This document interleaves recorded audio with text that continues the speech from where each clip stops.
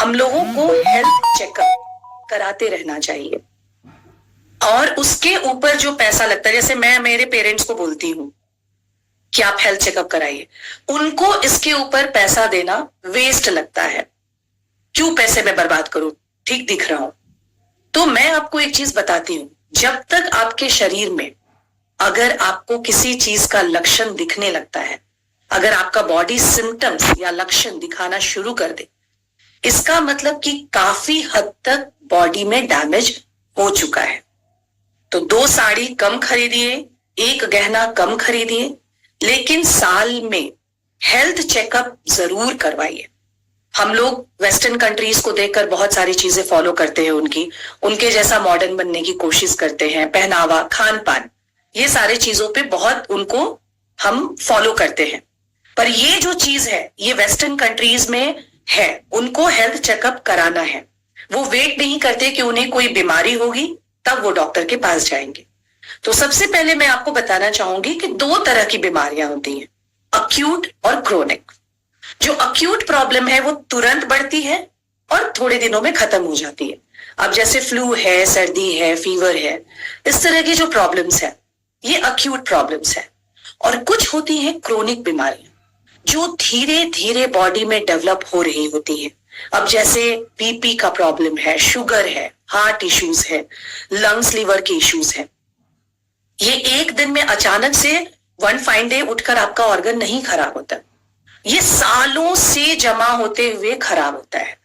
तो अगर हम हेल्थ चेकअप कराते रहें, अगर हम 2 खर्च कम घर में करें, अगर हम बाहर 1 पिज्जा कम खाएं, 1 साड़ी कम खरीदें, एक खर्च कम करके अगर अपने ऊपर हेल्थ चेकअप अगर अपना और अपने फैमिली का कराएं, तो बहुत परेशानियों से और बड़े खर्चों से हम बच सकते हैं। अब हम हेल्थ चेकअप के बारे में जब बात करते हैं तो आजकल हर चीज बहुत ज्यादा लोगों ने मार्केटिंग कर दी है। अभी आप देखोगे कि 900 रुपए में 200 टेस्ट हो रहे हैं। तो इन सब चीजों के चक्कर में मत पड़िए। हेल्थ चेकअप अगर आप कराते हैं तो आप अपने लिए कस्टमाइज हेल्थ चेकअप करवाइए। अब कस्टमाइज हेल्थ चेकअप क्या होता है? तो सबसे बढ़िया तरीका है कि देखिए, हर किसी का एक फैमिली डॉक्टर होता है। अब वो होम्योपैथी में हो, एलोपैथी में हो, आजकल होम्योपैथी वाले भी रिकमेंड करते हैं हेल्थ चेकअप, तो आप उनके पास जाइए। अब आपका जो उम्र है, आपका उम्र, आपका जेंडर, आप मेल हैं या फीमेल हैं, आपका वजन, आपकी फैमिली हिस्ट्री, इन सब चीजों को ध्यान में रख के फिजिशियन आपको बताएंगे कि आपको कौन कौन से हेल्थ चेकअप कराने हैं। और अगर आप फिजिशियन के पास नहीं भी जाना चाहते हैं और खुद से भी हेल्थ चेकअप कराना चाहते हैं, तो इन सारे चीजों को आप ध्यान में रखिए। अगर आपका फैमिली हिस्ट्री है जिसमें आपके पेरेंट्स को, दोनों पेरेंट्स को शुगर है, ब्लड प्रेशर है, तो उसके होने के चांसेस आपको भी बहुत ज्यादा है। तो आपको उन सब चीजों को फोकस में रख के हेल्थ चेकअप कराना चाहिए। अपने लिए एक कस्टमाइज हेल्थ चेकअप बनाइए। 200 टेस्ट जो करके दे रहे हैं वैसे वाले मास्टर हेल्थ चेकअप के चक्कर में मत पड़िए, क्योंकि जब उसमें आप अगर 200 टेस्ट हो रहा है तो 2 4 5 ऊपर नीचे आएगा, आप डॉक्टर के पास जाओगे, डॉक्टर भी अब उतना समय नहीं देता। तो बहुत सारी ऐसी चीजें हैं जो जिसको डॉक्टर को ध्यान देना था, डॉक्टर ने शायद उसको नेग्लेक्ट कर दिया। तो जब हम health checkup, customise health checkup कराएं, अगर आप कहीं लिख सकते हैं तो इन सब चीजों को प्लीज लिखिए। सबसे पहले एक बहुत बेसिक हेल्थ चेकअप है जो शायद आप लोग कराते भी होंगे, जिसे हम बोलते हैं सीबीसी। उसके अंदर क्या क्या आता है? उसके अंदर पता चलता है आपका हीमोग्लोबिन लेवल, आपका डब्ल्यूबीसी और आपका प्लेटलेट्स काउंट। तो हीमोग्लोबिन, जैसे कि ये आप सबको पता होगा क्योंकि काफी यहाँ पे हम लोग कीसोल में उस चीज की चर्चा भी करते हैं आरसीएम में। अगर वुमेन का हीमोग्लोबिन 11 से कम है या मेल का, पुरुष का 12 से कम है, तो इसका मतलब खून की कमी है शरीर में। अब जो खून की कमी है वो बीमारी नहीं है। अब बात को समझिए कि खून की जो कमी है वो अलग कोई अंदर शरीर में बीमारी डेवलप हो रही है, शायद उसकी वजह से भी है। कई तरह की गंभीर बीमारियां जब होती हैं तो भी खून की कमी होती है। तो सीबीसी अब जरूर अपने ब्लड चेकअप में करवाइए, और ये बहुत महंगी नहीं होती। दूसरा होता है डब्ल्यूबीसी। सो डब्ल्यूबीसी के साथ क्या है कि अगर डब्ल्यूबीसी काउंट आपके बॉडी में बढ़ा हुआ आ रहा है, इसका मतलब कि आपके शरीर में कोई इंफेक्शन है। आपका शरीर अभी लक्षण नहीं दिखा रहा है पर इन्फेक्शन है। और तीसरा है प्लेटलेट्स। प्लेटलेट्स आप लोगों ने सुना होगा, क्योंकि अभी डेंगू का केसेस बहुत बढ़ जाता है बारिश में, तो आप सुनते हो प्लेटलेट्स घट गया। अगर प्लेटलेट्स बहुत तेजी से नीचे है तो वो जानलेवा भी हो सकता है। तो सीबीसी जो है ये काउंट आप जरूर अपने कस्टमाइज हेल्थ चेकअप में कीजिए, क्योंकि प्लेटलेट्स जो है वो बोन मैरो से लेकर ब्लड कैंसर तक के बीमारियों को भी बताता है। अब दूसरी हम बात करते हैं। दूसरी बात हुई, अगर हम अब अपने एक एक ऑर्गन्स के ऊपर आते हैं, तो सबसे पहले आते हैं लीवर के ऊपर। हमारा जो लीवर है वो अच्छे से फंक्शन कर रहा है कि नहीं, ये जानना बहुत जरूरी है। अब अभी हमने त्योहार में बहुत ही ज्यादा तला भुना सब खाया है, बहुत ऑयली चीजें खाई हैं, बहुत शुगर खाया है, तो ये सब चीज से एक टेम्पररी भी थोड़ा लीवर हमारा अफेक्ट होता है। पर जो लोग परमानेंट ऐसे नशा करते हैं, ज्यादा ड्रिंक करते हैं, उनको अपना once in a year liver test जरूर कराना चाहिए। क्या पता करने के लिए? फैटी लीवर है, सिरोसिस है, हेपेटाइटिस है, और ये सारी बीमारियां बिगड़ जाए तो ये जानलेवा है। तो इनको पता करने के लिए हमें लीवर का टेस्ट कराना चाहिए। अब लीवर के अंदर दो एंजाइम्स होते हैं जिसको बोलते हैं एसजीओटी और एसजीपीटी। अगर ये बढ़े हुए हैं तो इसका मतलब कि आपका लीवर कहीं ना कहीं से थोड़ा डैमेज हो रहा है। एक और एंजाइम होता है बिलिरुबिन, अगर ये बहुत बढ़ गया है तो फिर वो बहुत परेशानी की बात है, टेंशन की बात है। तो एक मापदंड होता है सीरम टोटल प्रोटीन। जब भी आप लीवर का टेस्ट कराएं तो इसको जरूर देखें, सीरम टोटल प्रोटीन अगर ये है तो अगर ये बढ़ा हुआ आपके शरीर में मिलता है तो आपका लीवर डैमेज हो रहा है। तो सबसे पहले हमने सीबीसी का टेस्ट कराया, फिर ऑर्गन्स पे आते हैं, हमने लीवर का कराया। लीवर के बाद हम किडनी पे आते हैं। अच्छा, हेल्थ चेकअप का एक हमें क्या है कि आजकल घर में आके ब्लड सैंपल लेकर के लोग चले जाते हैं और हम अपने आप में सेटिस्फाइड हो जाते हैं कि हमने हेल्थ चेकअप करा लिया। पर हेल्थ चेकअप सिर्फ ब्लड टेस्ट नहीं है। हेल्थ चेकअप जब आप कराने जा रहे हैं, जब आप उतना एफर्ट ले रहे हैं, तो आपको उसमें सोनोग्राफी, उसमें यूरिन टेस्ट, स्टूल टेस्ट, ये सारे चीजों को डालना है और ये हर किसी के लिए इंपॉर्टेंट है।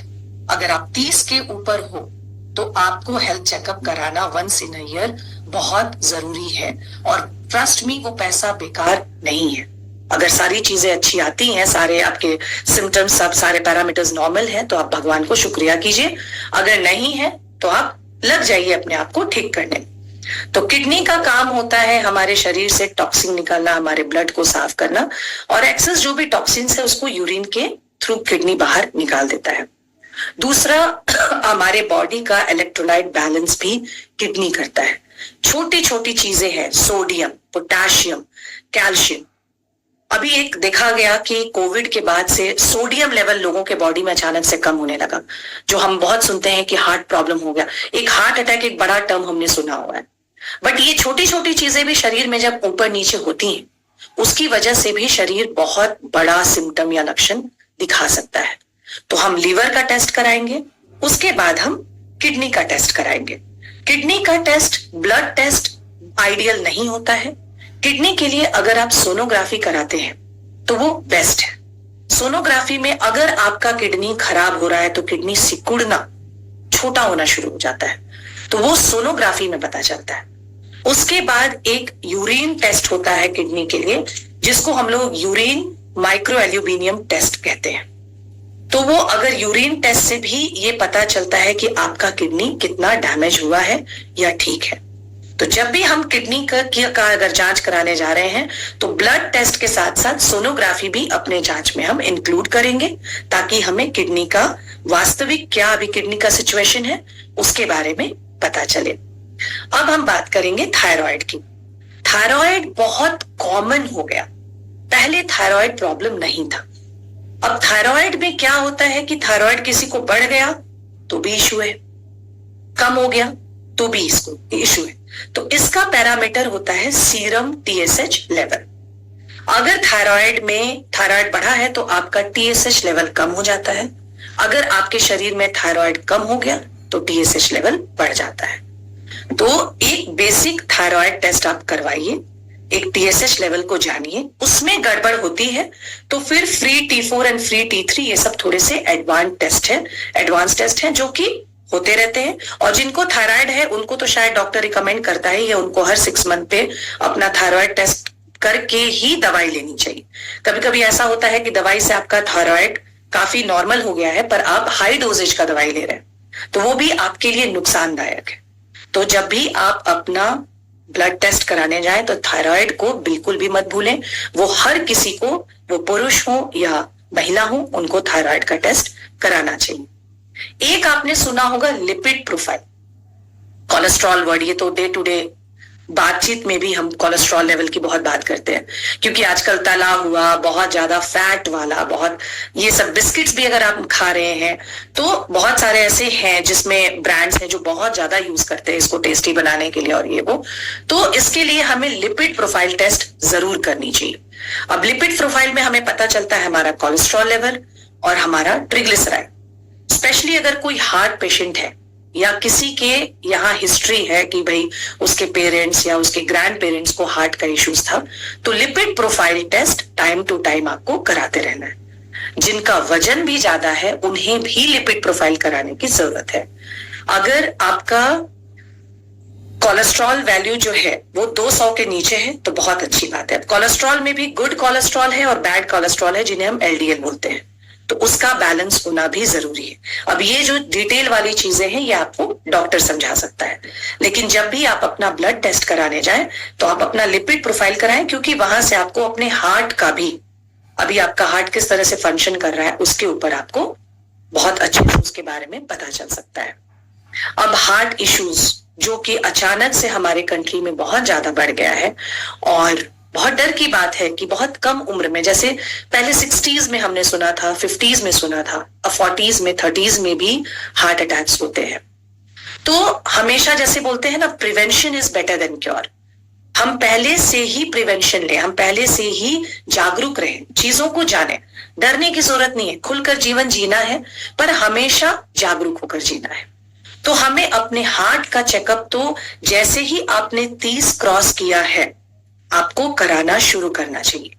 अब हार्ट के लिए ब्लड टेस्ट अगर आप कराते हो तो वो सफिशिएंट नहीं, लिपिड प्रोफाइल से कहीं ना कहीं आपको एक अपने हार्ट का पता चलता है। उसके अलावा ECG और इको बेस्ट है। इको जो है वो हार्ट की सोनोग्राफी है, उसमें आपके हार्ट को वो जाकर देखता है कि सब कुछ ठीक है या नहीं। अब आजकल एक एडवांस टेस्ट आया हुआ है जिसको बोलते हैं CT एंजियोग्राफी। तो हम जो वो सुनते हैं, मैंने आपको बताया कि हमारा शरीर तब लक्षण दिखाता है जब ऑलरेडी बहुत बड़ा डैमेज हो चुका होता है।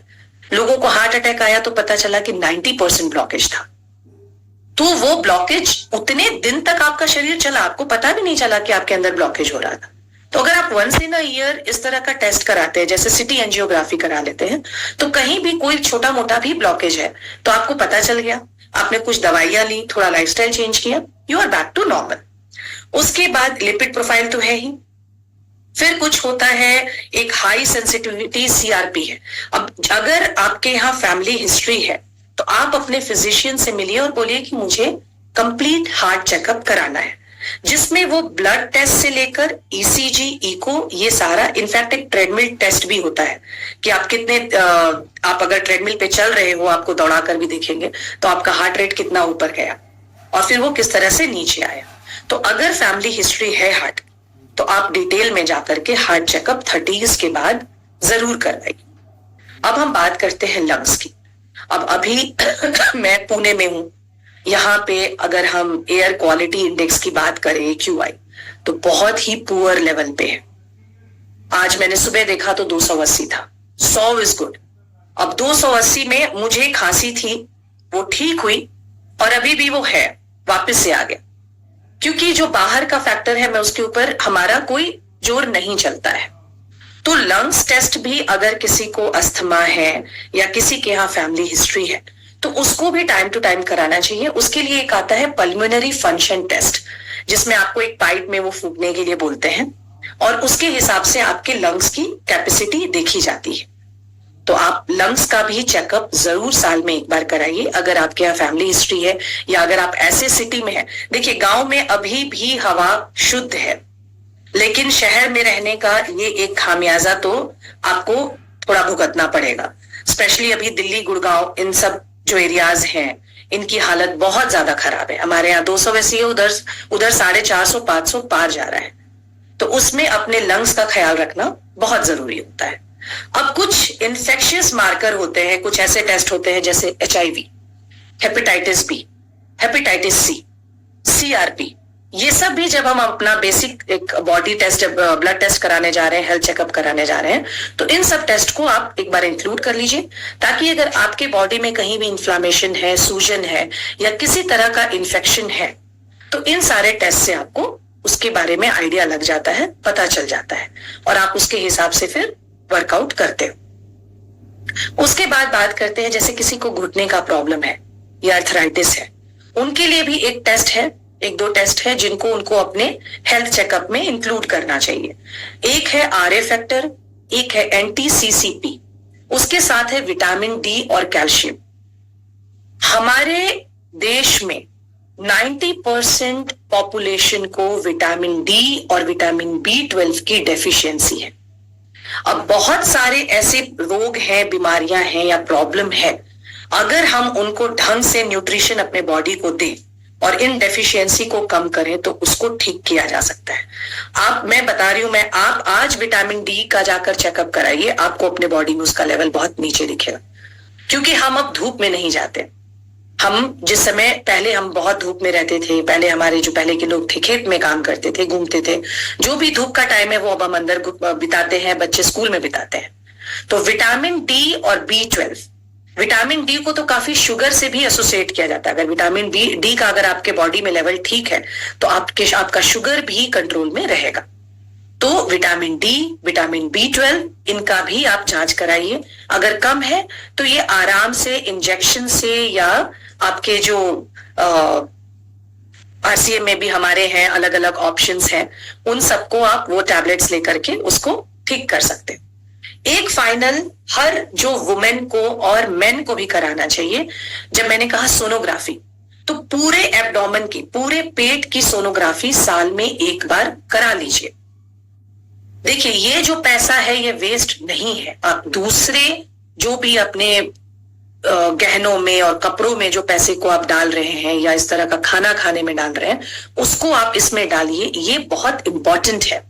वेस्टर्न कंट्रीज में ये सब चीजें बहुत फेमस है, हमारे यहाँ अभी भी लोग इनको अवॉइड करते हैं। तो जब आप फुल एब्डोमेन सोनोग्राफी कराते हो तो आपको अपना गॉल ब्लैडर, किडनी, आपका यूट्रस, आपका ये सारे ओवरी, सब कैसे है, इन सब चीजों का आपको एक बेसिक पता चल जाता है।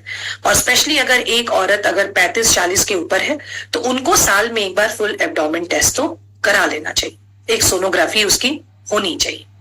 अब उसके बाद हम बात करते हैं अगर किसी को गैस्ट्रो इश्यूज है, बहुत ज्यादा, कभी कॉन्स्टिपेशन रह रहा है, कभी लूज मोशन रह रहा है, बहुत गैस हो रही है, बहुत एसिडिटी हो रही है, तो उसको अपने डॉक्टर से मिलकर के एंडोस्कोपी की जांच करा लेनी चाहिए।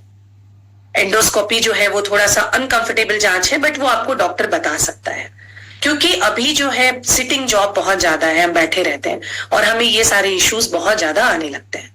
तो हम क्या है, अभी गैस हो रहा है तो हमें 2-4 दवाइयां पता है, हम तुरंत दवाई फाँकना शुरू कर देते हैं, पर हमें सिम्टम्स को हम ट्रीट करते हैं। जो अंदर क्या चल रहा है उसकी जानकारी होनी बहुत जरूरी है। अब एक है एलर्जी टेस्ट। एलर्जी टेस्ट जैसे उसमें एस्नोफिल काउंट्स आता है, वो आपको बताता है कि आपका एलर्जी लेवल अभी, जैसे स्पेशली इस वेदर में जिनको भी एलर्जी का प्रॉब्लम है उनके बॉडी में एलर्जी लेवल और बढ़ जाता है। आप देखोगे सर्दी खांसी बहुत होगी, एक्जिमा बढ़ जाएगा। तो ये सारी चीजें आपके बॉडी में एलर्जी लेवल कितना बढ़ा हुआ है उसके लिए भी अगर आप हेल्थ चेकअप में ये टेस्ट कराते हैं तो बहुत बेटर होगा। उसका एडवांस लेवल में आजकल आता है IgA, ऑटो इम्यून टेस्ट, ये सब होता है, बट ये एडवांस लेवल में है। अगर आपको कोई बहुत ज्यादा तकलीफ हो रही है तब ये सब कराने की आवश्यकता है, नहीं तो एक बेसिक जो एस्नोफिल लेवल है अगर आप उसको भी करा लेते हो तो आपको अपने बॉडी में आपका एलर्जी लेवल कितना बढ़ा हुआ है उसके बारे में पता चल जाता है। अब जैसे बहुत लोगों को स्किन का बहुत इश्यूज होता है तो स्किन पैच टेस्ट भी आता है, वो भी आप करा के देख सकते हैं। अगर आप आर्टिफिशियल ज्वेलरी पहन रहे हैं तो आपको कहीं पे घाव हो जाता है तो उसके लिए आपको पता चल जाएगा कि आपको किस चीज की एलर्जी है और आपको वो नहीं करना है। अब दांत का चेकअप का बात करें, इतना मिठाई खाए हम लोग दिवाली में, इसके लिए कोई नहीं जाता जब तक हमें दांत नहीं दुख रहा है, सड़ नहीं रहा है, हम डेंटिस्ट के पास नहीं जाएंगे। लेकिन अगर आपने अपने साथ ही किया, अपने बच्चों के साथ आप मत कीजिए। आप 1 साल में टूथ जो भी आपका चेकअप है उसको शेड्यूल कीजिए और वो एक बार करा लीजिए, ताकि रूट कैनाल और ये सब करने की बजाय आपका फिलिंग से ही दांत ठीक हो जाना चाहिए। अब एक चेकअप है जो मैंने सोचा था कि मैं उसको लास्ट में डिस्कस करूंगी, और वो है शुगर का, डायबिटीज का। तो इसको बहुत ध्यान से सुनिएगा, क्योंकि मेरे पापा ये गलती करते हैं। कभी घूमते फिरते किसी के साथ गए तो रैंडम शुगर टेस्ट करा लिया, उससे आपको अपने शुगर लेवल का कोई पता नहीं चलेगा। शुगर टेस्ट जब आप कराते हैं तो आपको 3-4 चीजें ध्यान में रखती हैं। सबसे पहले तो आप जब भी आप अगर शुगर टेस्ट की बात करते हो तो वो आपका फास्टिंग और पीपी ये दोनों लेते हैं। जब फास्टिंग शुगर कराने जा रहे हो तो आप 12 घंटा का आपको फास्ट रखना होता है। अगर आपने रात में 9 बजे खाना खाया है तो अब सुबह के 9 बजे आपको अपना ब्लड का सैंपल देना है। उसके 2 घंटे के बाद, फिर आपने वो खा लिया खाना सैंपल देने के बाद, उसके 2 घंटे के बाद आपका पीपी टेस्ट होता है। नॉर्मली जो आपका फास्टिंग शुगर है वो 125 या उससे नीचे है तो आप सॉर्टेड हो, गुड हो। पर अगर उसके ऊपर आ गया है तो थोड़ी सी चिंता की बात है। अब शुगर टेस्ट जब हम कराते हैं और फास्टिंग और पीपी से ही हमारा शुगर लेवल का पता नहीं चलता, क्योंकि अगर आपने एक दिन पहले 2-3 मिठाइयां खा ली तो दूसरे दिन जो आप फास्टिंग में जो भी आपका रिजल्ट आएगा वो बहुत बढ़ा हुआ आएगा, पर वो एक्चुअल नहीं। तो उसके लिए एक और टेस्ट होता है HbA1c। ये बहुत इंपॉर्टेंट है दोस्तों। जब भी आप शुगर टेस्ट कराने जाएं तो HbA1c टेस्ट जरूर कराएं, क्योंकि 3 महीना का आपके शरीर में क्या शुगर का जो एवरेज था वो निकाल करके ये आपको ये टेस्ट बताता है। तो ये अति इंपॉर्टेंट है। आप सिर्फ फास्टिंग या पीपी करा के मत सेटल होइए। आपको फास्टिंग शुगर कराना है, आपको पीपी कराना है, उसके साथ HbA1c कराना है, और उसके साथ आपको यूरिन का भी टेस्ट कराना है। क्योंकि अगर आपके यूरिन में शुगर आ रहा है या प्रोटीन लीक हो रहा है, ये जानना बहुत जरूरी है। एक टेस्ट है जो इंडिया में बहुत नहीं है फेमस, लेकिन उससे भी आपको अपने बॉडी में शुगर का क्या स्टेटस है, डायबिटीज आप डायबिटिक हो रहे हो नहीं, उसका पता चलता है। वो है इंसुलिन लेवल। ये टेस्ट पता नहीं क्यों हमारे यहाँ नहीं करते, ये बहुत इंपॉर्टेंट है। बहुत लोगों को शुगर हो भी गया है, लेकिन अगर उनका बॉडी अभी भी प्रॉपर इंसुलिन बना रहा है, तो आपने सुना होगा ना, बहुत सारे लोग आकर बोलते हैं कि मैंने डायबिटीज को ठीक कर लिया। किया जा सकता है, पर सारे कंडीशंस में नहीं, वो केस वाइज होता है। अगर आपके शरीर में इंसुलिन अभी भी ढंग से बन रहा है, तो अगर आपने बहुत ही डिसिप्लिन से अपने जीवन को, लाइफस्टाइल को चेंज किया, खान पान को चेंज किया, एक्सरसाइज, तनाव, नींद, सब चीज को ध्यान में रखा, तो आप एक्चुअली उसको ठीक कर सकते हो। तो जब भी आप शुगर का टेस्ट कराएं, फास्टिंग, पीपी, HbA1c, यूरिन और इंसुलिन, ये सारा टेस्ट कराइए, आपको अपने शुगर का पता चलेगा। क्योंकि डायबिटीज से ही बहुत सारे और सीवियर प्रॉब्लम्स शुरू होते हैं। अब कुछ चीजें और ध्यान में रखती हैं, जैसे कि साल में कितने बार हेल्थ चेकअप कराएं। तो ये देखिए, ये जो मैंने जो अभी जितने भी ऑर्गन्स के बारे में और टेस्ट के बारे में बताया, ये एक बेसिक टेस्ट है जिसको कराना ही चाहिए सबको। उसके अलावा आपका जो फैमिली हिस्ट्री है तो आप अपने फिजिशियन से मिलकर के डिस्कस करके और एडवांस टेस्ट ले सकते हैं। तो अगर आप एक हेल्दी इंडिविजुअल हैं तो साल में 1 बार चेकअप कराइए। अगर आपको कोई क्रॉनिक प्रॉब्लम है, जैसे आपको हार्ट का इश्यूज है, लीवर, किडनी, ये सब कुछ ऊपर नीचे हुआ है, साल में 2 बार कराइए। अगर आपको नया नया ये प्रॉब्लम्स शुरू हो रहा है, जैसे डायबिटीज वगैरह का या बीपी का, तो 3 महीने में 1 बार कराइए। वरना साल में 1 test is more than enough, अगर आप 30 और 40 साल के हैं। कब तक कराना है? जब तक आप जीवित हैं तब तक कराना है। अपने बुजुर्ग पेरेंट्स का जरूर कराइए। उनको बीमार होने का वेट मत कीजिए। उनका ये सारा लेवल्स ये जानना बहुत जरूरी है। उनको कोई महंगा गिफ्ट मत दीजिए। उनको अगर आप हेल्थ चेकअप करा रहे हैं तो ये उनके लिए बेस्ट गिफ्ट है। अब किस लैब में कराएं? देखिए, जब हमारा ब्लड सैंपल लिया जाता है तो 6 घंटे के बाद हमारा जो वो सैंपल है वो खराब होना शुरू हो जाता है। हमें कोशिश करनी चाहिए कि जो भी हमारे यहाँ का लोकल लैब है हम उसमें अपने ब्लड टेस्ट को करवाएं। अगर वो बड़ा सेटअप है, हॉस्पिटल है जहां एक साथ sonography, blood test, stool test, urine test सब हो जाता है तो वो बेटर है। कॉर्पोरेट में जाएंगे तो थोड़ा सा आपका क्या है कि पैसा भी कम लगता है।